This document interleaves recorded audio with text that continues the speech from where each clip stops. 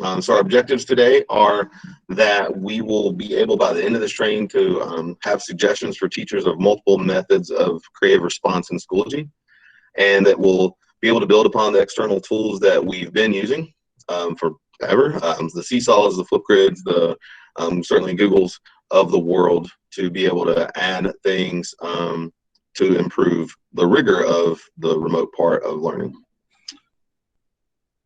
As always, I need to point out that there's lots of resources on Gaston Digital. The Schoology page specifically is bit.ly/Gaston Digital Schoology. And it still has links to the online course that began the beginning of the school year and has been expanded greatly since. And that Wednesday virtual PD. Just a reminder, we did move the virtual PD to 1 and 2 o'clock in the afternoon on each Wednesday. Those will pick up next Wednesday. Obviously didn't do it last week for Thanksgiving and didn't this week. So it'll be picking back up then, and you can see already on that web page what the topics are for the coming 2 months, I believe. So that's there. Also, there's a Schoology workplace group teachers are encouraged to use to ask each other questions and let us pipe in as well. And of course, all this is brought to you in part by the ITS. There we are. So there's our contact information. All right, so again, today's topic is creative and rigorous. We've already covered organized and supportive in our last 2 sessions. Remember that organized is what led us to landing pages, playlist, this kind of method of visual organization.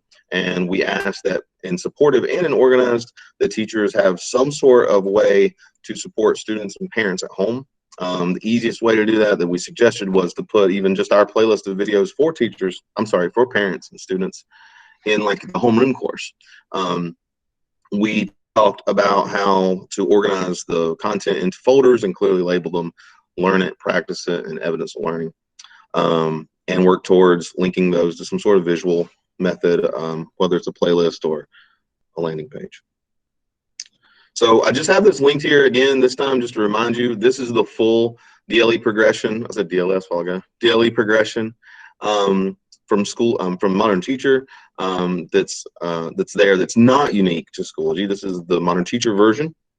But we're going to continue referencing that checklist today that we've seen before. So the first thing we want to talk about is currently, when you go in and look at teachers' courses, how are they eliciting responses? Like, what are they doing to have students respond to remote work? And what kind of learnets are they putting up there to lead to those responses? Okay, so we are going to jump in those courses again. So this is only if you weren't here last time. If you need to join our Sandbox, and I'm only putting the ELA one up because this one one's important for today. But if you need to join the ELA Sandbox for Gaston Digital, you'll use this code to do it. So I'll quickly show you how to do that if you weren't here last time or didn't get to do it. So in Schoology, what you would do is you would go to Courses at the top. Click on that to get this kind of dashboard of courses. On the far right, go to My Courses. And if you did join it, you should see it labeled Gaston Digital Sandbox course right there, and can click on the link at section 10. We can click there to open it. So if you see it, go ahead and do that. If not, go over to the top right and click Join a Course and put in the code that I put into chat. So you should see this wild code here. I'm just going to copy and paste it in the chat. I'm sorry, into this box. Hit join, and it's going to pop me into that course. Once you do, please go into the course, and you will see it like this. I'll give everybody a moment to do that.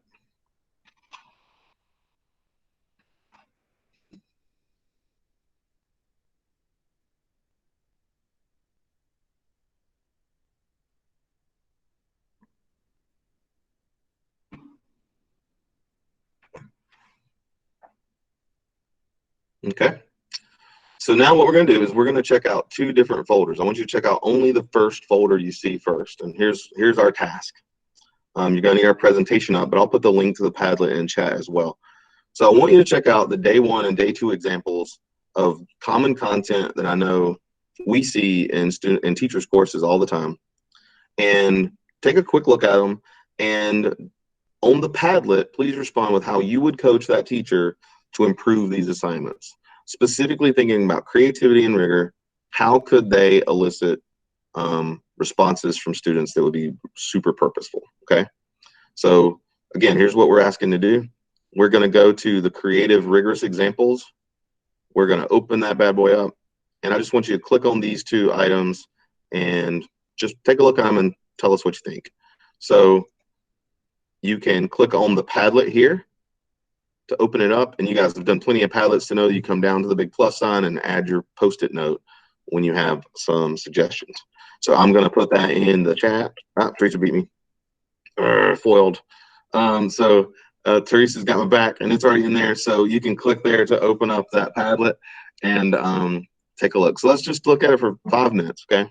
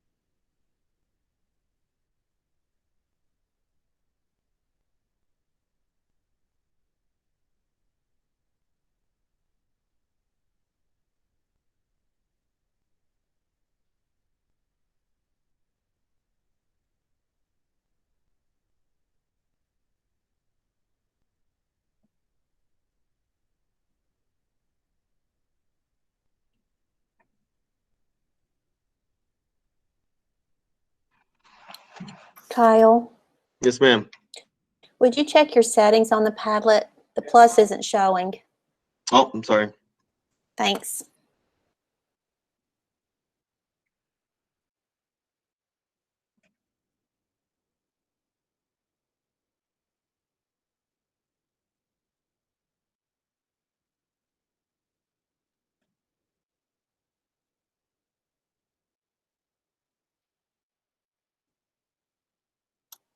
Just scroll past it. There you go.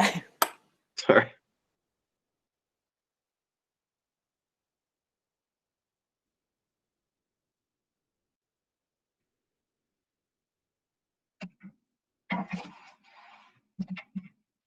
So if you're trying to type on that, I'm sorry, click on refresh and it should work.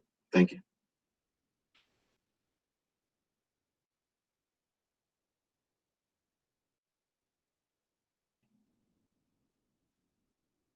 So we're about halfway through our 5 minutes. If you want to move over to the Padlet and put down your thoughts, again, your question is, how would you coach your teacher in improving those 2 assignments?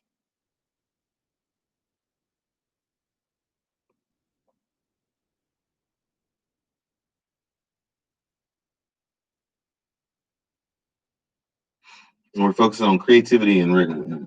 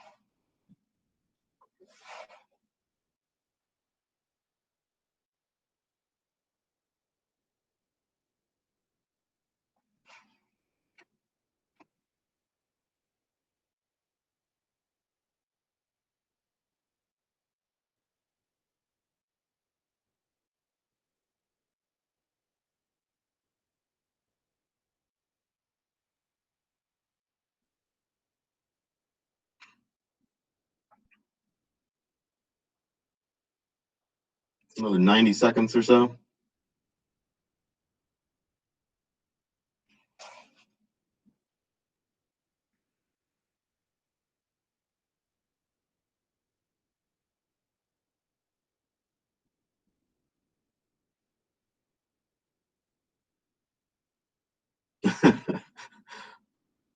All caps means yelling, yo.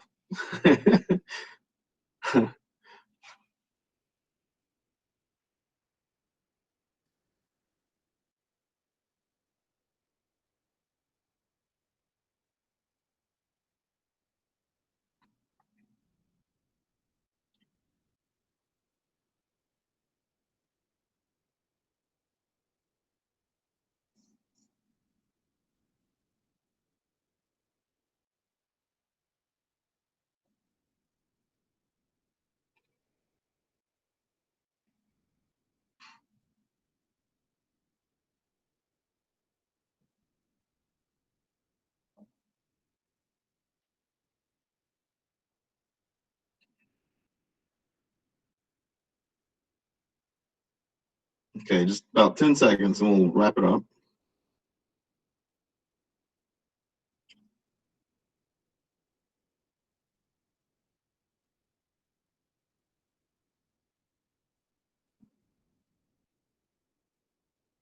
All righty, time is up. So in checking out these two things, we've got a day one that's about vowel sounds. The kids are asked to choose a sound, play this game, type their name in the comment box when they finish the game. This is clearly a teacher that's struggling to understand a way to make sure the kids are doing work. Maybe they did this to meet the attendance standards, because this is a real assignment from a real teacher. They've clearly had some coaching because they've added in their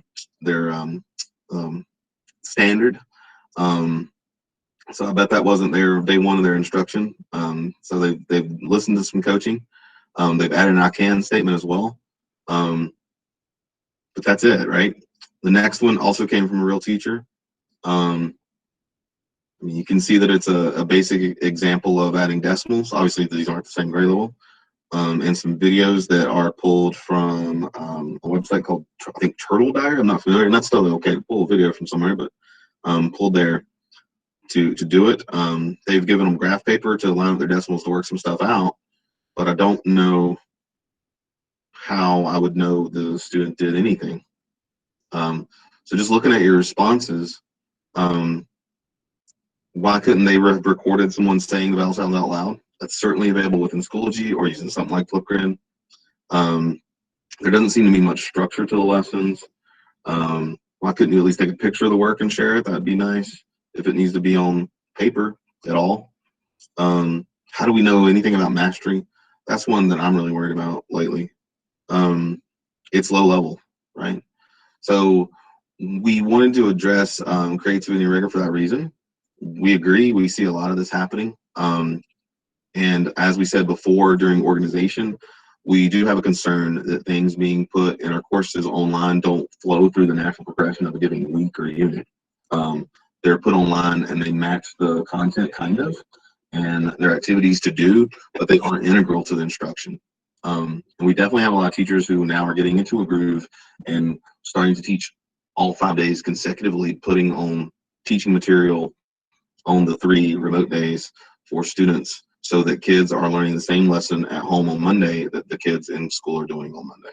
That's happening more and more and more as teachers thought splitting it cohort A and B would be easier. We're finding that some are now going the other route because it feels like that isn't double work, that's actually the shortest route. Though it's met with frustration by getting kids to do all that work at home too. Granted, there's not a perfect answer in our current situation, but those are the things people are trying. So as we look at that and we say, okay, we don't really know that kids are mastering that content. The content isn't really all that clear to begin with. And we don't know if it builds upon anything for the next day they return to school. What does our checklist say? So let's check out the progression first. Now, I will admit the next 3 that we do, this one and the next 2, are harder to move from level 1 to 4, but I just wanted you to see the staggering difference that really wasn't there, right? In the first 2, we talked about how going from like 0 to 60 would be easy in those 2, not so much on these last 3. But the first one in Modern Teacher says that they're looking at the creativity and rigor as just being a place to house work. So the LMS is being used just as a way to collect work. And let's be honest, in these two cases, it's not even doing that, right? A student left a comment with their name just to prove they saw it. It doesn't mean they did anything. And it doesn't mean they did anything well. So that's tough. But the fourth one is where we're aiming, right? So we're using our DLS, in this case, Schoology. It's pages, discussions, and assignments. Remember, this is for Modern Teachers, so it's not even aimed at Schoology. That's just supposed to be generic terms, but Schoology has those. Are designed to promote cognitive growth, creativity, and problem solving. I don't know that we're doing that in these types of assignments. You're using some kind of virtual meetings to create and share. Notice it doesn't say virtual meetings to teach. So it's create and share. And lastly, educational industry technology standards for students are used to architect learning experiences. So I would argue that that's where we would come in, and we would talk about making sure that the assignments on there aren't like these, but have some sort of technological component mixed in with some analog items that have to be. So then we're going to turn to our checklist that's more specific, right? So I kind of covered up the regular checklist to kind of shrink it a bit. There's a link to it. I know you've seen it if you need it. But basically there's 4 elements. 3 of them are essential in this, right? So before they were all kind of essential, but on this one, just the 3. The first one is that taken straight from Modern Teacher, right? The material in there promotes growth, creativity, active learning, problem solving. I think the second one is where we could, and the fourth one is where we can make real sudden gains. The second one is that we have a variety of interactions and that it's active learning, and our specific checklist names assessments and discussions. Okay. I think that would be an easier way to sell it to the struggling teacher right now. I know you're overusing discussions. I know you're overusing comments because that's kind of built in and super easy, and you are snowed. Can we start increasing rigor and creativity by occasionally allowing the students to do something else? Okay, that would be my first suggestion. Things that you probably have already done in the classroom, by the way, not new things. We do feel as though the enemy of all this would be introducing another technology, another tool that the teacher feels as though they have to learn on top of all the rest, and the students would too, and parents. So the third thing, and this is the optional element, individually assigning tasks can obviously help personalize things. That opens you up for rigor because you could assign more difficult or easier work to those students. So that's a click of a few buttons, and then making different and more content. So that's optional right now. The fourth one though is obviously using external tools. You've probably heard an ITF say something about evergreen tools before. I don't know who invented that idea, but it's one we use a lot. We talk about Seesaw, Flipgrid, Padlets of the world as being things that we've used for a while, we've trained on, we've vetted, and in general, barring a COVID crisis, they work really well. I wouldn't want to ask a teacher that has never heard of Seesaw to start using Seesaw today. But if you were a power Seesaw user, we also don't want to take it away. We don't want you to only use Seesaw or only Flipgrid, but we want you to use things you're fairly comfortable using to increase the variety of engagement and opportunity for creativity. Okay, so that's the general idea. When I look at the checklist, it sounds much more manageable than looking at that scary level 4 did on the progression. These 4 things feel more manageable, and I think too this is where the artistry of teaching that's been a little missing as we've just met this crisis could be increased, where people can be creative and make cool lessons that they like to teach and that students would enjoy. So we're going to spend most of our time doing the next activity, and it is a very aggressive and ambitious breakout. Let's go. I'm so stoked about this. Okay, so in a second, when I say go, you're going to go back into the Sandbox course, and you're also going to join a breakout room. And you're going to be asked to examine 3 assignments and complete them as students. Okay, now you're not going to have time to complete all these assignments with your total magna cum laude or summa cum laude college education ability. Okay, so don't stress about that. Just want you to look at the assignments and go through them as much as you can as a student. In completing the 3rd assignment, it's kind of a reflection. So that's not really aimed at a student. It's just to show you a method that would work with students, okay? And I'll show you how to access the results as the teacher could in that. Just as before, what you're going to do is you're going to go into the next slide. It's the exact same slide as before. So you're organized by AFs and by schools. What you'll do is in a moment, please don't leave me yet. In a moment, you're going to click on your group name and you will in a moment click that meet. You can stay in this meet and mute this one if you want, but you can feel free to leave also and come back to us. Just don't leave forever. Click on the names and you will get the document that you guys worked on last time. And on this document, you should see, you should type in your evidences that you discuss about the items today. If you scroll to the bottom, you should see that, looks like I missed that one. If you scroll to the bottom, you should see that I've added the creative and rigorous portion of the table and added a little column for you to record the evidences there. Looks like I missed Robin's group, so I will fix that right now. So does anybody have any questions before we do that? And Robin, I'll jump in there and fix that.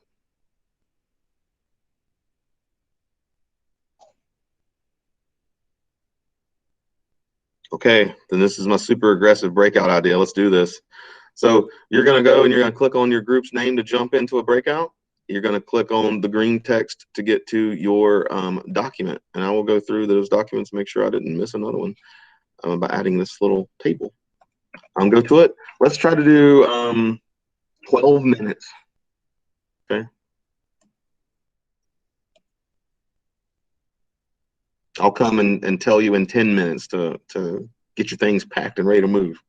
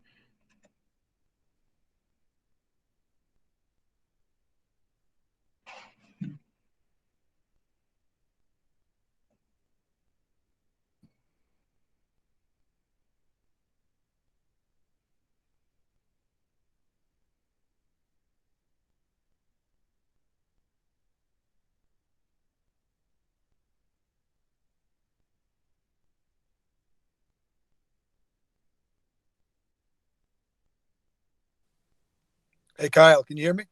Yes, sir. Hey, I'm actually outside the courthouse, so I have to be on my phone here. I couldn't see any links or anything to get to. Is there any way I can do this through my phone? I don't think you'll be able to get into Schoology on your phone to do anything, Bill. Okay. I'm trying to think. Let me see. You could install the Schoology app, but it's not gonna work for all of our stuff. Okay. Okay. I'm sorry. No. That's what you get for getting in trouble all the time. Yeah, I'm hoping someone. Yeah, I hope someone can bail me out. But no, if I am recording this, so that should help some. Well, not for my court case. I'm just saying. I know I still have my legal troubles. No. So okay, is there any way I can get to the breakout room? Oh yeah. Okay. How do I do that? I'm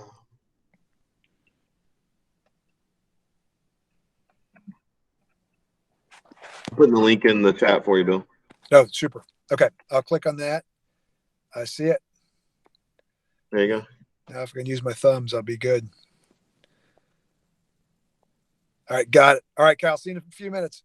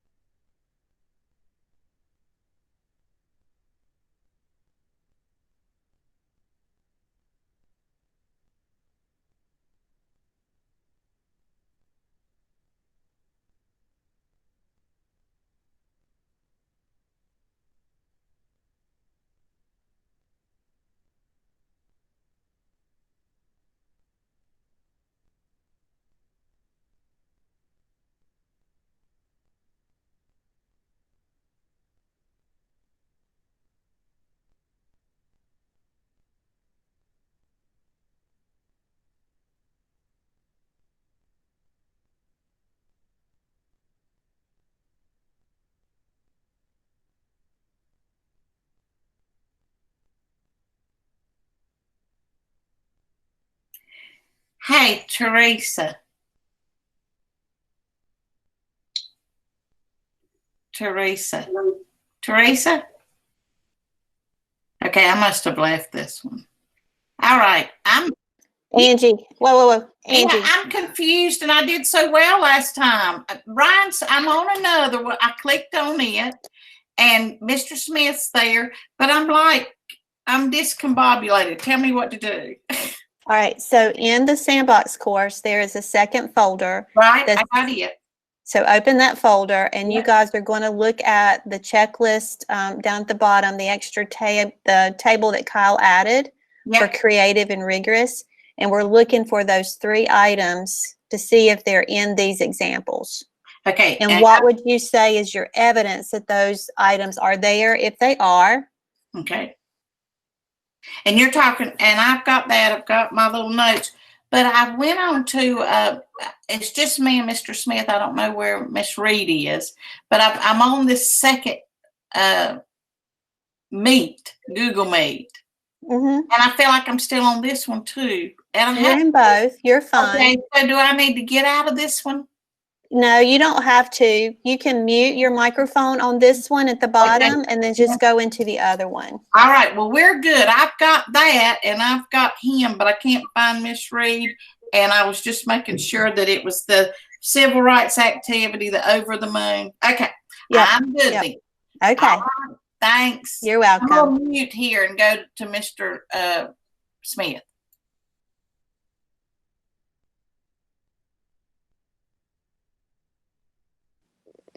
Hey, Teresa, can you send me to another group? Phil, Google Meet doesn't give us that ability. Can you see chat on your phone? Yes. Okay, let me send you the link to a Meet through chat. Thank you.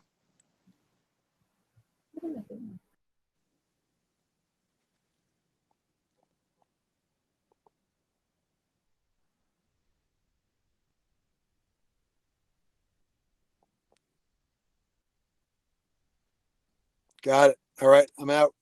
Okay, good. Thanks. Thank you.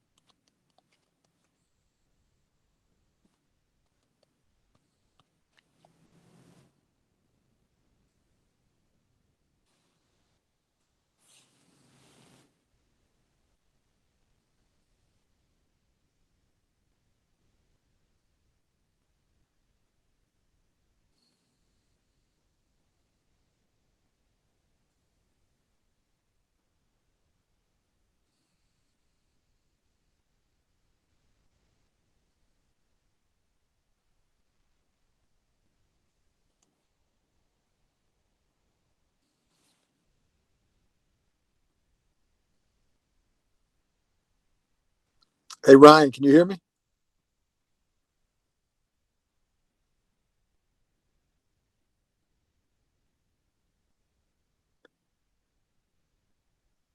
Ryan, can you hear me now?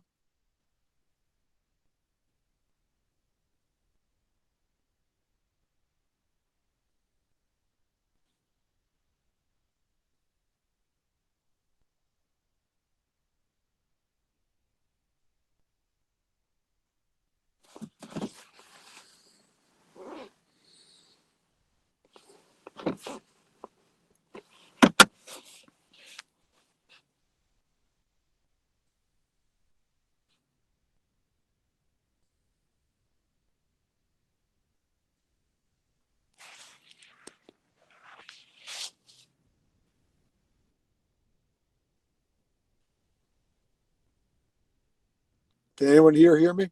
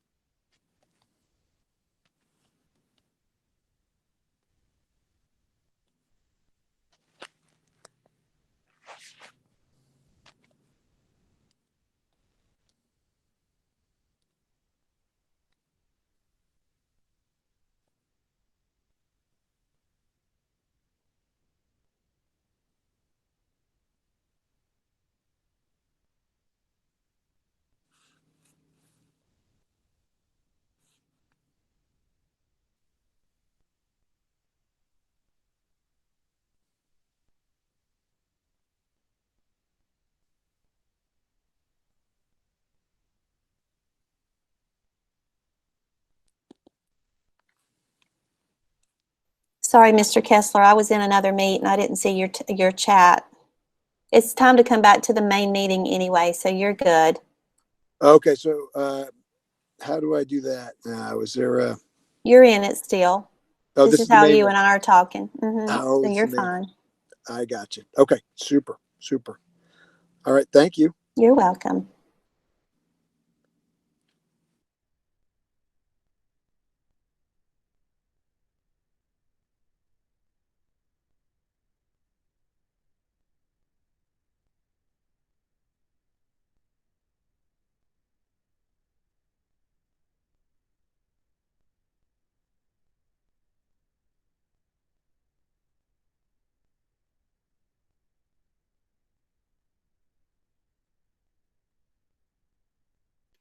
All righty, so everybody should be making their way back.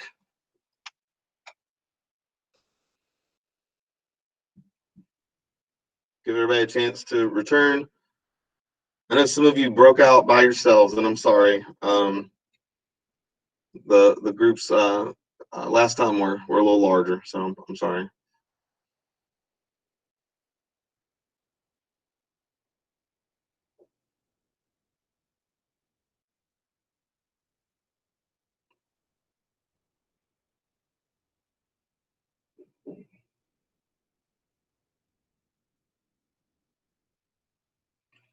So with this one, you collected your thoughts on the checklist again, and hopefully you got to the Google assignment and were able to do the little reflection component. You may not have gotten that far, but I didn't want to keep you in those breakouts forever. So I do want to show you a couple of things in there. I also had a great question from Beth, I believe, Beth and Stacy Bradley. What is the grade level for the civil rights assignment? Okay, I'm going to be totally honest and tell you that no, that is obviously not calibrated to a specific standard in 5th grade. Those questions were intentionally pretty tough. And it was for several reasons. One, I didn't want it to be pinned to a certain grade because I wanted to just give you an example of how the technology could be paired to get a variety of instruction.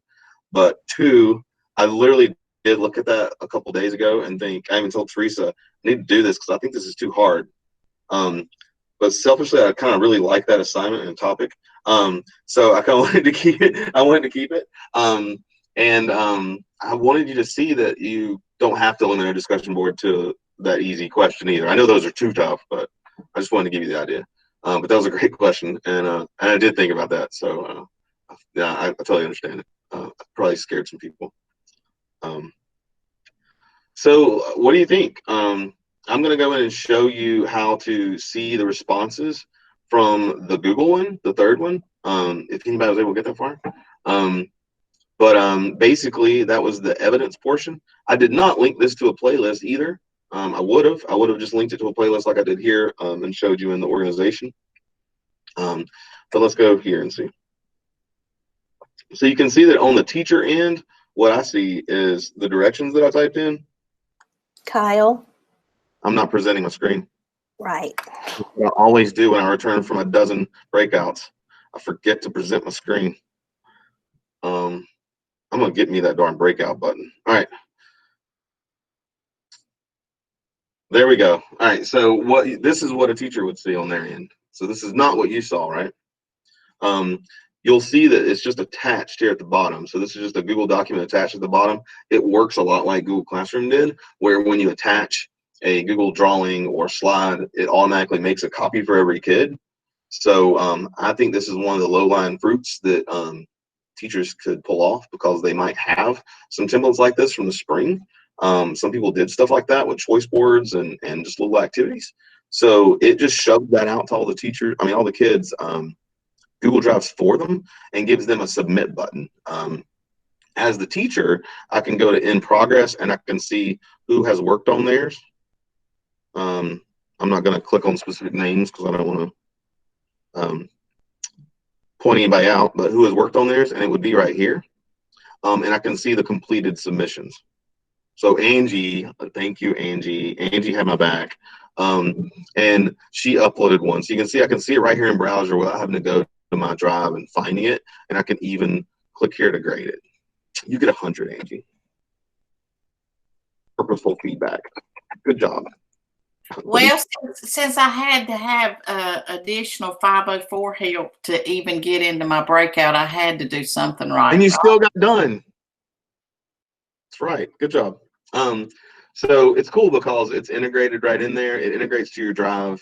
So it is in my drive and it is in Angie's drive, but I don't even have to fool with it. It's right there. So there are ways to increase your opportunity for response without too much heavy lifting. So I wanted to bring it back to the group, and let's just talk for a minute and sort of calibrate. What do you think? Where is it that we can coach teachers to improve upon what's in there? I didn't get to hear too much of the interactions in the small groups, and I know some of your small groups were very small. So please feel free to unmute and share now.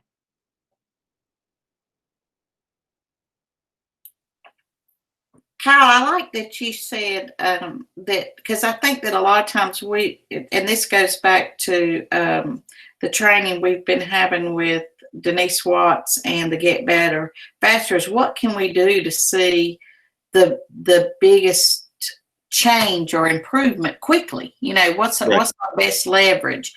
And so I was just thinking that the Schoology assessment, and for myself as well, is that as far as that second and fourth bullet, it's a way, I think if we could just really work with Schoology assessment and all the opportunities for engagement and active learning, and you can still get that learn it, practice it. It's very, clear in that second assignment we looked at.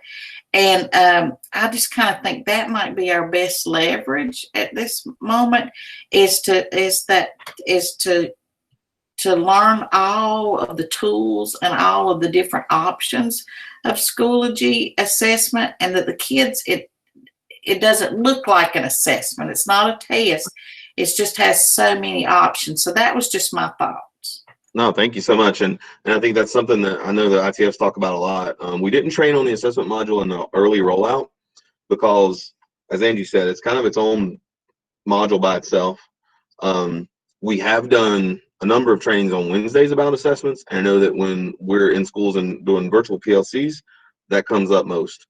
And honestly, it's a lot of thanks to the AFs who are using it in the asynchronous stuff. The tests are often made, especially in like math, for teachers And I think that spurred a lot of it on to be able to see it in use and not have to make it, and then be like, oh, I can do that too. And what I find myself doing with especially K2 teachers is going out and saying, this isn't an assessment, as Andy said, it's a way to do activities. And I liken it a lot to Seesaw. It does have a bunch of interactive opportunities that are easy to make, and because it lives in Schoology, will be reproducible the next time you need it, next year, whenever it might be. So that's definitely kind of when I'm speaking to PLCs. The last time I spoke to PLCs, it was, let's consider playlist. And if you're picking one, do playlist, not landing pages, because that's just lower line fruit, I think, that gets the instruction as opposed to just appearance.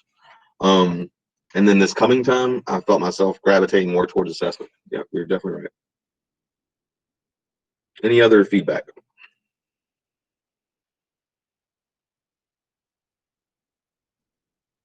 I don't want to put you on the spot, Robin, but I snooped on your meeting for a while, and you guys were saying some amazing stuff about what you're seeing and where you could see some improvement. What, do you mind sharing anything that you guys, and I know you and Todd and Sean, I think, were in there?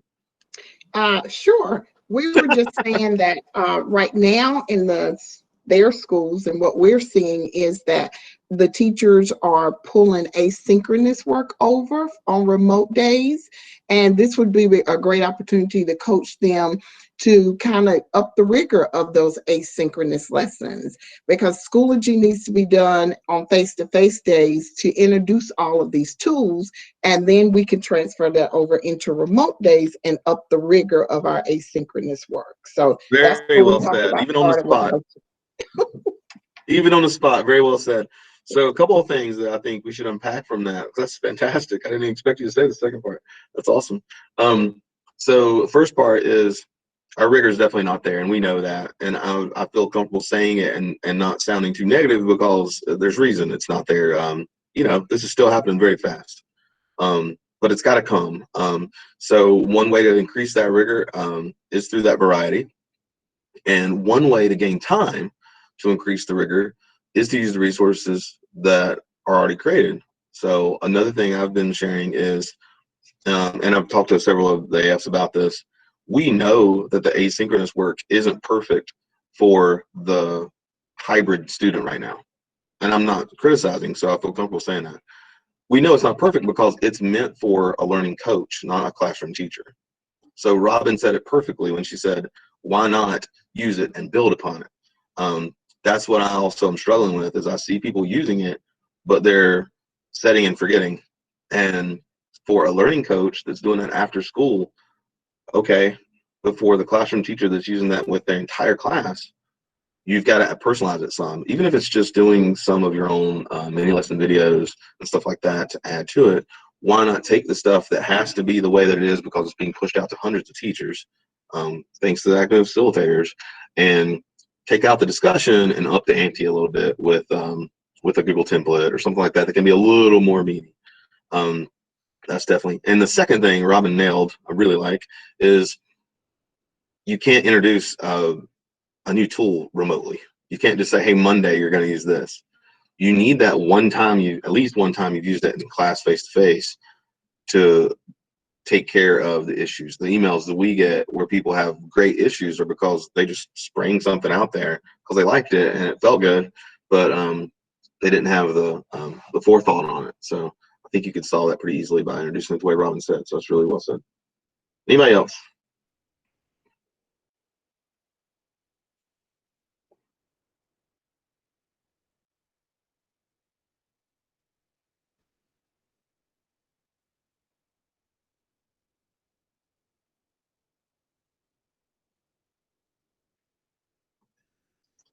So you're all principals and you've done lots of Google Meets. Do you also share the struggle of wait time?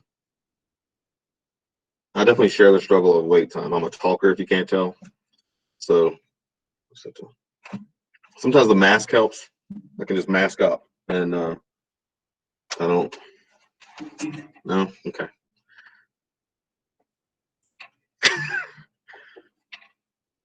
Well, then you could bail me out, Todd, but you're not saying anything, are you? So Hey, Kyle, it's nothing like staring at a bunch of people's pictures on the screen trying to decide what they're thinking, right? I know, right? So I hope what's happened is the intention was that you would be given 3 options of the types of things that you could see and suggest for your teachers to do. One is the assessment module that Angie mentioned. One is the Google templating that we really want to do early on in the async stuff, and it's just really tough with async. Some of it still happens, but it's a tough step to ask learning coaches to add stuff that they didn't make and know how to add. It would be easier for the classroom teacher to do that though. And then Flipgrid is just an example of an external tool, which happens to be my favorite, but I could have easily substituted that in for a Seesaw. It would just be harder to add strangers to a Seesaw so fast. But yeah, so just options. So again, I'm not suggesting that the tool makes it rigorous. I'm just suggesting that the variety does make it more, open the door to opportunities for more rigor and more creativity for the kids. And hopefully it's a little more fun too, so you have more completion of assignments when the kids get online. All right, well, I'm going to start to wrap up then. Obviously the presentation is available to you, and the artifact for today is similar to last time's. Find a course in your school that you think is doing a good job of showing creativity or rigorous student response. And then do a little screencast video, a Loom, a Screencastify, whatever you like, that is just you showing their screen and saying, hey, here's why I think it's showing creativity and rigor. Basically discussing it the way you would on the checklist. And when you complete the attendance form after doing that, just put a link to that. I'm going to move this. Put a link to that video in there. So there's your sign in. Again, we have plenty of people signing in, but remember, I can't give you DLC credit unless you turn in the artifact.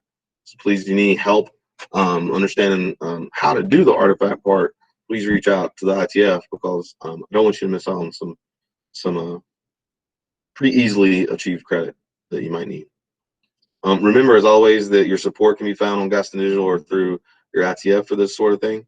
And we've been using the same table all year to try to route you to the right people that can help you fastest and best.